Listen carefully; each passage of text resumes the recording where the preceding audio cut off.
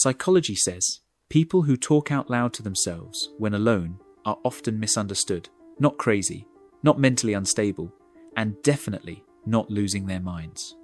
In many cases, your brain works at a velocity that requires verbal output just to keep things organized.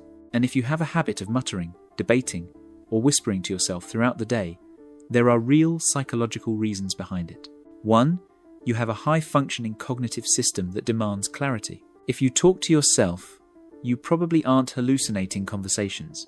You are materializing your thoughts. Research shows that vocalizing a thought makes it tangible, allowing you to examine it objectively. You'd rather hear the idea out loud than let it bounce around chaotically in your head. Most people's minds are full of fog and abstract feelings. Your brain seeks structure. You use your voice to give physical form to your ideas so you can analyze them, critique them, and improve them. You aren't struggling to think. You are thinking so deeply that silence isn't enough to contain it. Now, giving structure to your thoughts explains why you debate yourself in the shower, but it doesn't explain why you mutter to yourself when you're looking for your keys or trying to solve a problem. That comes down to a specific evolutionary trait. 2. You use verbal cues to heighten your visual perception and focus. People who talk to themselves aren't just making noise, they are upgrading their processing speed. Research shows that saying the name of an object you are looking for actually activates the visual cortex in your brain. Psychology calls this stimulus upregulation. When you say phone or keys out loud, your brain visualizes the item faster and filters out distractions. While others wander around aimlessly, you are programming your brain like a search engine. You talk to yourself because you are hyper-focused on efficiency. You aren't losing it. You are executing a task with higher precision than the average person.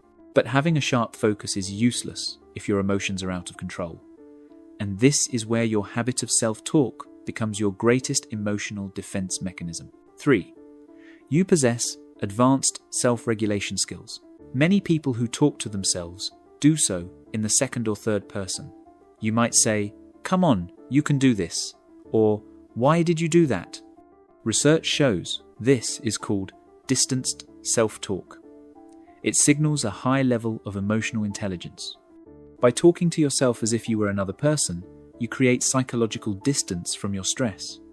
You don't spiral into anxiety, you coach yourself out of it.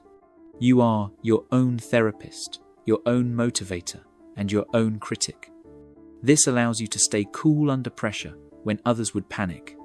You don't need someone else to calm you down because you have already mastered the art of soothing your own nervous system. Yet, being able to calm yourself down is only half the battle.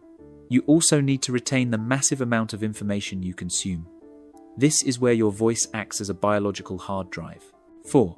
You are hacking your long-term memory retention. People who talk to themselves often have a sticky memory for things that matter. Research shows that reading or speaking information aloud triggers what psychologists call the production effect. The act of speaking creates a distinct memory trace in the brain that thinking silently does not. You aren't just repeating things for no reason. You are saving the file. Your brain knows that by speaking it, you are marking that information as important. You process life deeply, and you refuse to let important details slip away. Here's what this means.